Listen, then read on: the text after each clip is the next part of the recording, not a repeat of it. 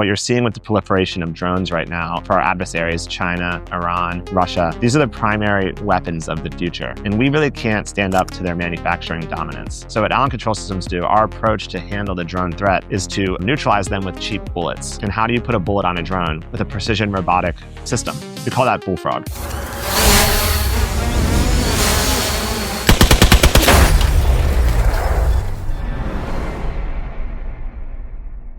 We're in Austin, Texas, outside of Allen Control Systems, one of the most advanced defense tech companies in the United States. ACS is a Black Flag 100 company, and for good reason. They're at the cutting edge of AI, robotics, and autonomous weapons, changing how the future of the battlefield works. Today, we're going inside to see how ACS is building real technology with real consequences, and what it means for national security, strategy, and how America fights and wins. This is where software meets steel. Welcome to Blueprint America. Let's go.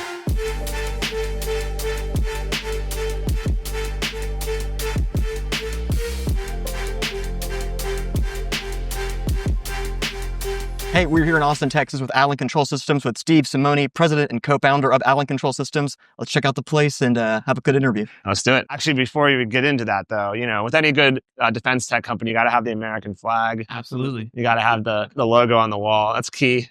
That's key. But yeah, let me show you guys. So we actually mount the product on this is a Toyota Tacoma.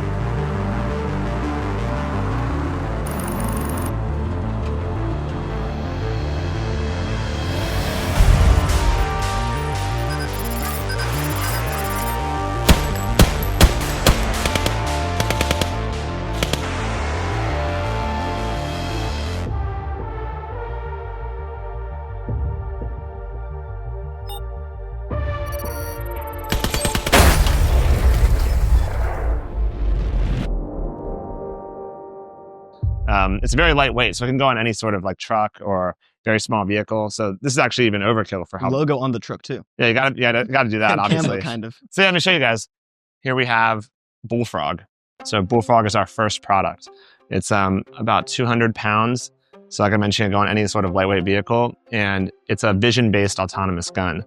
So what that means is it uses computer vision to like find and track the targets, and then uses a control system algorithm, like a new type of control system to track the target and shoot it. That's why we call the company Allen Control Systems, because my co-founder, Luke Allen, it's his control system. Wow. Did you guys like go all the way from design to building the Bullfrog right here in this office space? Yeah, it's pretty much all done here. So actually, if you come this way, I'll show you this one, where we're just assembling a little bit of the turret right here. So everything but the gun, basically, to answer your question. So we buy the gun, or the Army actually has the guns already. We chose that gun for a reason. So it's the M240. It's one of the most widely used machine guns in the Army. Okay. So we wanted to have something that they already had in stock, and then the ammo that they already have in stock. So it's 7.62 rounds, it's a standard NATO round. So and all our allies have this round in warehouses, so they don't have to buy any of that. But everything around it is what we call a remote weapon station. It's RWS. That's what the military would call it. And so the gun plugs into that, but all of the remote weapon stations, so what he's doing there is putting on the camera assembly. But the metal housing, we make all that. And then inside of the metal housing, all of the electronics. And then we make all those too. And then all the software that is embedded on the electronics. So pretty much everything you see there, except for the gun and the ammo box. Yeah. The ammo box is by our partner. Actually, I'll shout out to our partner, Nobles. The ammo box is a great partner. Nice. Yeah. How does the Bullfrog detect, decide, and then engage threats out in the battlefield? Yeah, so if you look up top there, there's the search camera. So that thing would spin 360 degrees every couple seconds. And that's doing a full sky scan. Wow. And underneath it, as you can see, there's a couple of boxes, the gray boxes. Those are like NVIDIA Jetsons. So that's processing the sky, and it's looking for threats. Wow. So drones mostly, in China, they make 1 drone per second. So this company was really started to counteract the Chinese drone threat.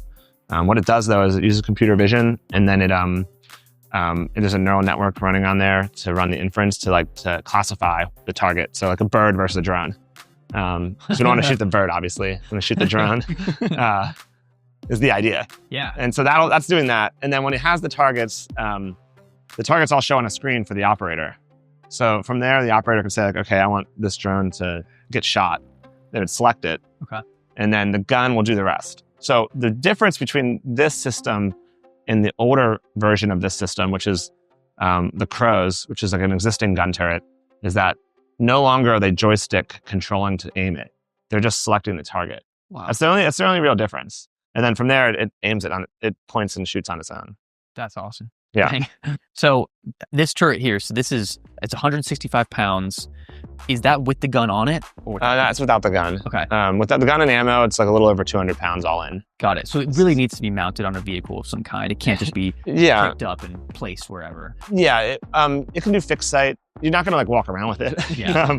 Yeah. And then this right here would be like the controls that you'd use to control it. Oh, yeah. So you can also do manual mode. I don't have it on right now, but you can do joystick too, just like the old system. So you could aim it. Yeah. Or you can put it into autonomous mode where it does its thing. Wow. It's literally How many fast. Bullfrogs have you guys built up until this point? About 6 of them. So we're getting ready to scale the manufacturing. The original, actually, if you guys, this is cool, I'll show you. It's a little detour, but No, it's great. follow me. Let's go back behind the cage here. This is where we have it's like a locked cage because we lock this at night because we have automatic weapons in here, which Okay. you can't really have automatic weapons as like a civilian, Right. but we have like special licenses to do that. Okay, cool. This is the original prototype. So OG. this one is like 400 pounds. It's like Wow. much heavier because we overbuilt it to make sure that it would be rigid enough to like do this. The software could do its thing. We wanted to overbuild it. Got it. So we didn't do a lot of like the mechanical analysis. That one you saw is the production model that will scale manufacturing with. Okay. Yeah. How long does it take to build a Bullfrog? Well, this new one we should be able to build with 2 5-axis CNC machines, about 20 per month. Okay. Like to build one, I'm not really sure, but like we're set up right now to do about 20 a month, and by the end of the year, hopefully do like hundreds a month. Wow. Is there a plan to build a field ready unit that you could just go on foot, grab this thing, take it with you? Oh, yeah, like a mini Bullfrog. Yeah. That's what we call it. So the government customer really does want something like that for like patrols, like our like special forces units do want that because they don't always have a vehicle. Yeah. It's a very hard problem. So like we're all electrical engineers, me and my co-founder and a bunch of the original people on the team. We've basically made it as small as we could to actually not defy physics and like actually hit a drone. So like if you get it much smaller, it starts to get more unreliable than this. So we'll see how small we can actually get one. But I think we can make a small man-packable one. You pull out of your backpack, set it up on a tripod, Yeah. but it's only effective up to like maybe 50 yards. This one's more effective up to like 600, 700 yards. Wow. Dang, Yeah. that's insane. Yeah. We could probably talk about this for another hour. Yeah, no, around no, yeah, the facility, but let's Yeah. sit down, talk Yeah, more about it let's deeper. do it. Okay. All right, we are back with Blueprint America with Steve Simoni. Just how you got your first question? Yeah. Tell us. I mean, we already talked about it a little bit with the walkthrough, but what does Allen Control Systems do? All right. So what we do is we're purpose built to counteract the Chinese drone threat. And what you're seeing with the proliferation of drones right now for our adversaries, China, Iran, Russia, these are the primary weapons of the future. They're producing in China 1 drone per second.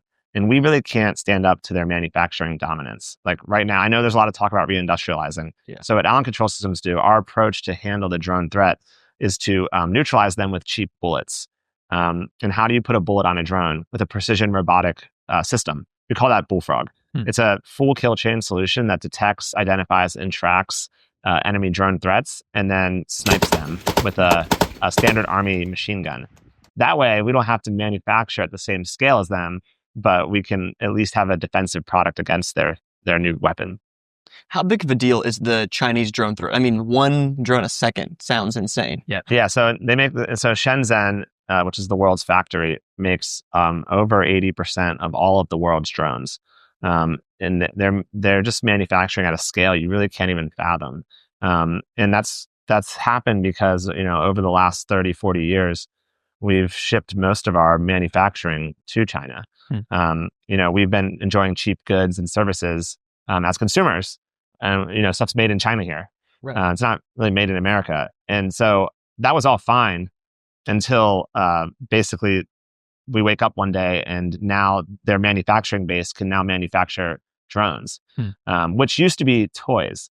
Like, you've seen the DJI drones. Like, you use them to fly around and take pictures, or like, directors would use them in Hollywood. Right. Yeah. These were toys in like the late 2000s, like 2010s, and now they're weapons of war. War in Ukraine tonight. Russia is now reporting a major drone attack on Moscow. What the Houthis did, what Russia's doing is nothing compared to what we're going to see. It's going to come in swarms.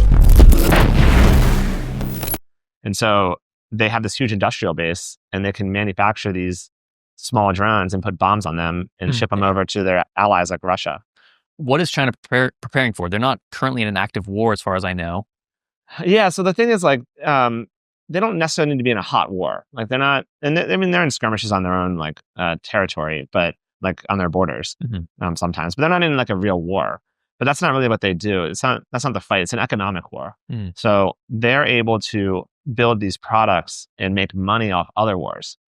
So they're more like savvy businessmen. Right. And that used to be the U.S. would actually be the kind of the leader in building weapon systems. We have the primes like Northrop, Lockheed, Raytheon, Boeing. We would actually build the stuff and sell it to other countries. And we're still probably the leader in that. I don't look at the data recently, but China's on the rise, and now they are merchants selling to other countries. So they're winning an economic war. Yeah. Do they sell to any of our allies, or is it mainly to? They don't really fully discriminate. I've heard reports that they're selling to both sides in Ukraine and Russia. Their products are on both sides. Like, both sides will get a hold of DJI drones and modify them. But really, it's more like in the Middle East, for example, which is more a lot of neutral territories. We're both selling to the Middle East. Okay. And they used to not have that much sales there, but now like they're one of the fastest growing like countries selling there. And so it's a big problem for us because now they're like becoming richer. They're going to then use that money, reinvest it into their industrial base to get more powerful. I know we're staying on drones, but was that seen in the 2010s of like this toy could be used for warfare? Some people saw it. I wouldn't even claim that I did. Like, it was a toy. We didn't realize that, you'd be able to strap like a 4-kilogram payload to it and then like drive it into tanks. So I think by the mid 2010s, it was becoming more apparent. There still wasn't any really conflicts using it. And I think the first real drone war was the Armenians versus the Azerbaijanis in about 2017. There's a book called 7 Seconds to Die that describes it. But basically, the Azerbaijanis used drones to win the conflict in like 40 days. It's the first like full-on drone war. We're going to get back to our interview with Steve in just a minute, but I wanted to take a moment to tell you about Miramar Health. If you're a veteran or know of one struggling with addiction or mental health, there's a place built just for you. It's called Miramar Health, a veteran-owned and operated recovery center in Southern California exclusively serving veterans. Their mission is bold and simple: to free veterans from America's mental health and addiction crisis and empower them to build a better future for themselves and their families. With a 6-to-1 veteran-to-clinician ratio and 5 locations mostly inside of homes, Miramar offers structured, compassionate care from people who get it because they've lived it. Veterans helping veterans. From your first call to your first day of treatment, Miramar's team will walk with you or your loved one through every step of the journey. Virtual tours, personalized plans, and real support that doesn't end when treatment does. If you work in the VA, a veteran service org, or just care about someone who's hurting, tell them about Miramar Health. This is where healing begins. And this is personally really important to me because I come from a family of veterans. My great-grandfather was a veteran, my grandfather's a veteran, and my father's also a veteran, and so we deeply care for those who have served this country. Visit MiramarHealth.com or call now to get started. Now back to our interview with Steve at Allen Control Systems. We're talking about the economics of the battlefield. I know that for Allen Control Systems, a big part of what you guys are doing is changing the economics of the cost per kill of a drone. Can you talk about that? Yeah. So right now, most of the countermeasures for drones are interceptors. So it's like a rocket or a missile that will intercept an incoming drone and collide with it. And so like the Iranian Shahed is, you hear reports that it's anywhere from 40,000 to 100,000 per drone. And it's a bigger drone. It's not like the little quadcopters that we were showing earlier, but it's like it's the wingspan of like if I put my hands out. Right. And then that drone is like kind of a dumb drone. It kind of just like glides in at its target, and we will send a missile at that. And our missile will cost hundreds of thousands of dollars to take out, a $40,000 drone. And so that isn't sustainable. And so we were thinking, if you can just put bullets on target, a bullet is $1 or $2. And so you could, on one of those drones, you could probably 10 bullets down the center line, hit the electronics, knock it out. Would be much cheaper. Yeah. Absolutely. Yeah. And like, what will the battlefield look like in the next 5 years? Because I feel like you've talked about that a little bit recently of like, we want to change the way warfare looks. Yeah, I think, once Bullfrog proliferates on the battlefield more, these are very accurate autonomous guns. So, and you're already seeing this now, like most of the battle in Ukraine is entrenched, like they're in trenches on both sides and they're using drones. So there's already fewer humans on the front lines because there's the standoff and the drones can go, 10 kilometers on a fly-by-wire on basically like a fiber optic cable and attack. So you're already seeing like fewer humans on the battlefield. I think 5 years from now, 10 years from now, you'll almost see no humans on the battlefield. It'll be incredibly dangerous. These products are just getting so accurate and so fast that like if they see a person, there's not much the human can do. Last month, you guys did a demonstration for the U.S. Army.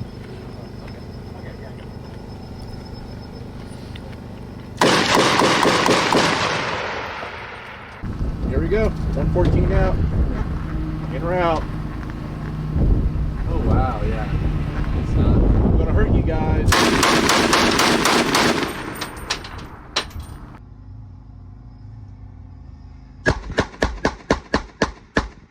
You shot down a drone swarm successfully. What was their response to that, and how long until we'll see these on the field? Well, the military is very excited about this product. It's something very new for them. So are we looking? It's insane, dude. They're very they really want to. Obviously, they want to see it do even better. Like they always want more. Yeah. So we're shooting down drones at speeds that are not top speeds yet. Okay. I think over the summer we should be demonstrating really fast top speeds, really high rates of acceleration, and then harden that software. And then by the end of the year, hopefully be into production, full rate production. Wow. How'd that feel? Did that demonstration, talking to the military there, like, were you a little worried that it wouldn't work out? Or did it? Imagine just like, oh yeah. Well, live demos, I've been doing entrepreneurship for many years now. Yeah. Live demos, they can always fail, Yeah. Especially in a new product. It's game day. Yeah, it's game day. No, I think the very first time we ever shot a drone in front of the Army, I remember it was like last August. Okay. And there was like a lot of Army people standing out. And I remember right when we shot it, they were like, someone turned to another Army guy and was like, I guess we're not going to be shooting guns anymore. Wow. Yeah. That's like a nice little I was like, testimonial. Yes, that is true. You will not be shooting guns. Yeah. What's the difference between demoing to the Army versus demoing to a VC? Oh, well, that's actually quite different. Yeah. The Army is, they're thinking about how they can use this. Like their questions are much more geared towards like actually implementing this. Yeah. Whereas the VC, they're like pretty amazed. The investors are amazed by it, but they're like, all right, how big could this get? What really is this? Yeah. So that's more they're geared towards. We talked about this with Dan a while back, but like pitching to being someone from having a military background, pitching to someone who's not in the military, is that difficult for them to understand and grasp the realm of what y'all are trying to build? Yeah, well, I would say, okay, this is actually pretty fun. So I left the military in 2013. Okay. And I didn't start this till maybe like 2022, really get into it 2023. So it's about a decade between when I was in the military and now.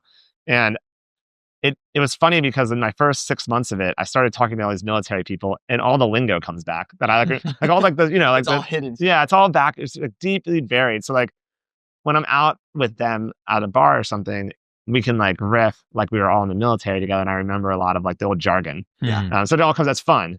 I mean, that doesn't necessarily help you with sales or anything. It's just one of the things that I thought was like interesting. Like, I forgot all these terms. It probably is good with sales though, because you kind of build that connection between them. Yeah, there's like that. But at the end of the day, in this industry, there's like the sales, how it works is there's like the warfighter, there's the procurement office, there's like the people who actually have the checkbook, and then there's like Congress, the Hill.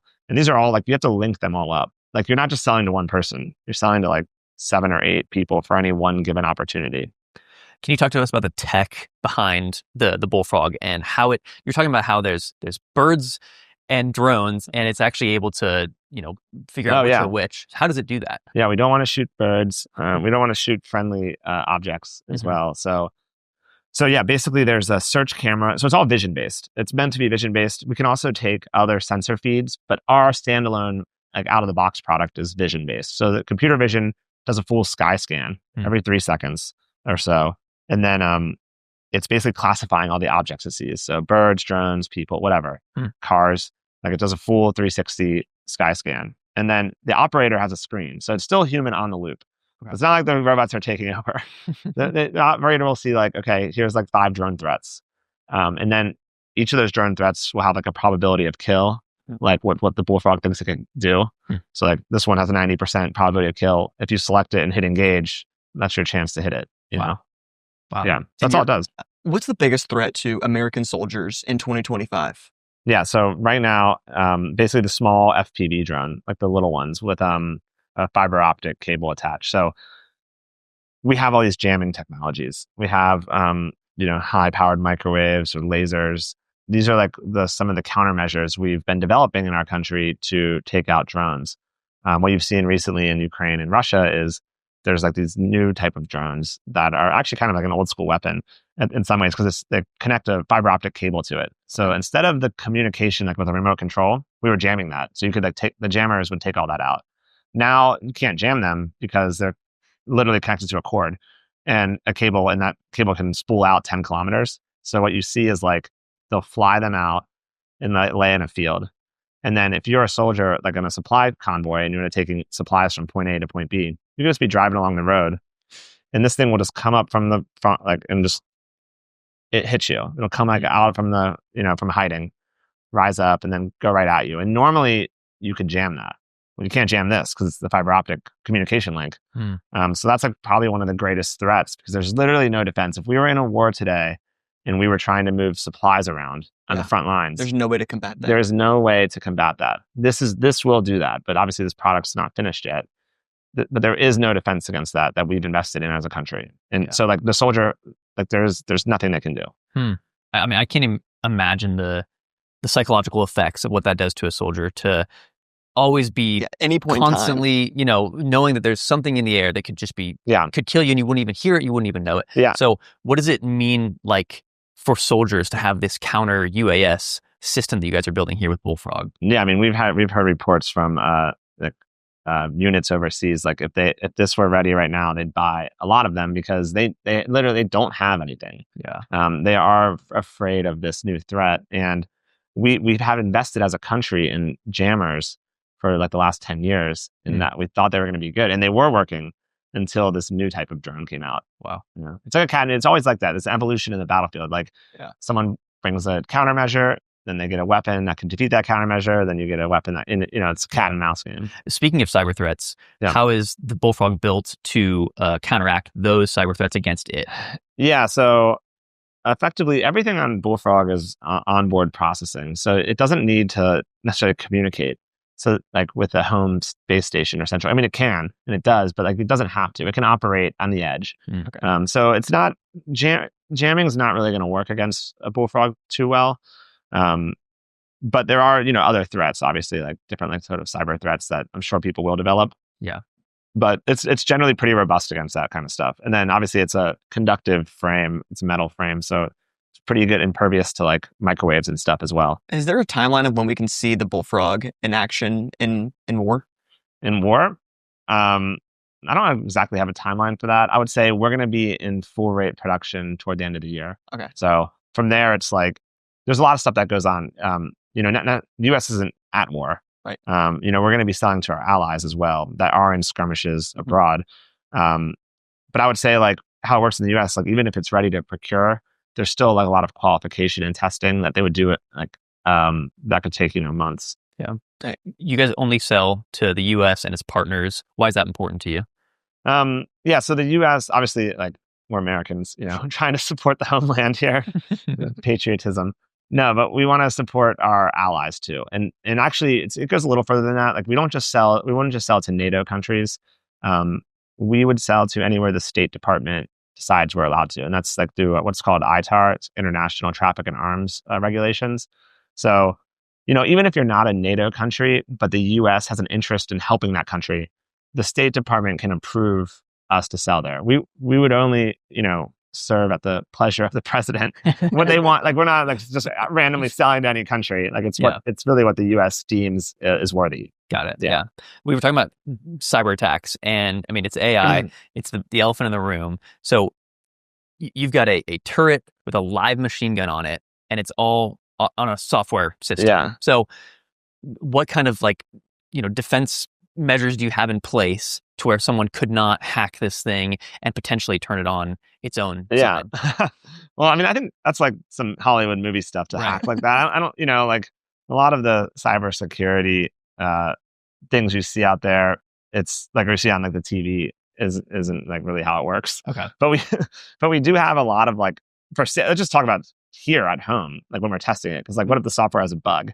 Right. Like, forget about cyber attacks. Like, what if it just like goes haywire? So what we've done for safety here, because we don't want to like hurt our employees that are building this product, is there's actually like physical mechanical stops on it. And you can see like on the bottom, and I'll show you later, but like this thing can rotate 360.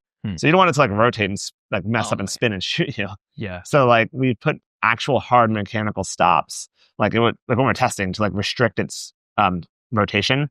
So like maybe in just this cone, it can shoot for when we're testing and not do a full 360. It'll like actually hit a mechanical stop. Right. So that's like one way. We also have like software interlocks. So like when we're testing, we'll have like a button or a switch that someone's holding, a kill switch, that if you like let go of it, it'll just depower the whole system. So that's for safety and testing there. On the battlefield, obviously if some sort of cyber attack were to happen, what we're trying to do is build in place like, we did this as nuclear power industry too when I was in the Navy, is like you want to basically have the failure modes be that it shuts down. So like that's kind of how we're building it. So like not the failure mode that it goes haywire and just starts shooting, like for sure that it shuts down. Yeah, that's good. You're a serial founder, and this is your fourth company. Why start Allen Control Systems? So the mission is really important. I'll say that first and foremost. But that's not like, and most founders will say like they're super mission driven. I would say like for me, it's about friendship. So my co-founder, Luke Allen, we did the last company together and we did our other failed startup together. I met him in the Navy 16 years ago. And Luke, when you meet Luke, he's a very special person. He's always wanted to build robotics. And more importantly, well, first of all, not many people can afford robots. They're expensive, but the US government can. So that's like one of the things, like, and he's incredibly passionate about this. And so like for me, I'm with him on the mission. Like I'm here. He's like, turn it up to 11. This guy loves this. That's why I named the company after him. Like Allen Control System. How did he feel when you named the company? He loves it. He's a no ego guy. So it doesn't go to his head. Okay. But and then for me, like I want to work with people that I like to work with. So Luke is like my business partner for life. And then a lot of our early engineers were engineers from our last company. So all the people like we liked there. And so we're kind of like building in the early core team. It's just like a lot of good people. That's first for me. And then second is mission. It's because like you're working on this every day and startups are so hard. Like you've got to be with people that you can like actually look at and like hang with. Yeah. Because it's like there's so much that goes against you in a startup, This is a really unique company in that you guys have AI, robotics, and defense all in one. What's the culture like here for employees? Well, it's actually, it's always developing, but right now we're in like a really grinded out part of the development phase. Like if you can see the product's like, it's close to being like ready to go. And so, but that last 10% in a robotics product is always the hardest. It's like the integration work. So you've got the mechanical team, you've got the software team, you've got the computer vision team, and you've got like the, I guess the Unreal Engine, like the video game developer team that does the synthetic data. So you got these different teams and like, there's some competition brewing of like who's ahead. So the mechanical team, obviously, they're a little ahead right now. So and they can hear you right now. Yeah. They're all working. So there's some it's fun. It's like a healthy. It's all good. We're all like one team, but like it's just fun to like see them battle it out here. And y'all are hiring for more of those roles, correct? Hiring all engineering roles all the time. Yeah, it's an incredibly large product. Our product surface footprint is massive because it's all of the like the metal that holds the gun. We build all of the electronics, like the custom PCBs, like the motherboard, the motor controller, that's all in-house. And then all the software that goes on that. So it's just a huge product footprint. It takes a lot of work. Yeah. Next 10 years, what is the future of Allen Control Systems? So I think I think AI machine guns and AI guns in general are the future of warfare. So not just against drones, but against pretty much all kinds of different targets. And 10 years from now, I believe we'll be the leader in autonomous machine guns. So we're gonna have a whole family of turrets. Bullfrogs are first. There'll be larger Bullfrogs. And then there'll be a one in the air that we're building, which is really cool.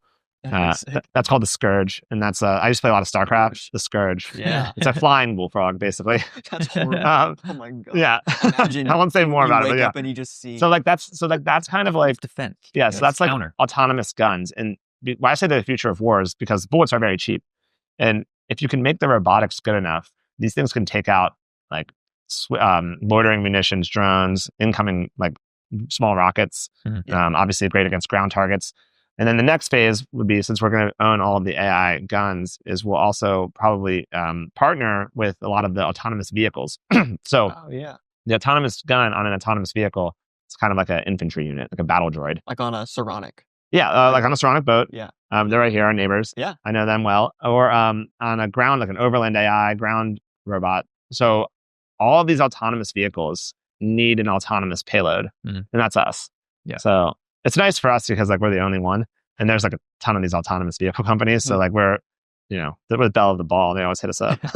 As this is developing over the next 5-10 years, do you, as the president of a company that makes these kinds of weapons, are you prepared for like the ethical kind of defense that you have to make for what you guys are creating and the danger that comes with an AI machine gun? Well, I think that's a little bit overblown, which also it's self-inflicted because we use the AI machine gun as like a marketing thing. But like really what is the AI doing? This isn't like some sentient creature, Actually what it is a control system that is a new type of control system that's just making the gun slightly more accurate than if a human was using the joystick.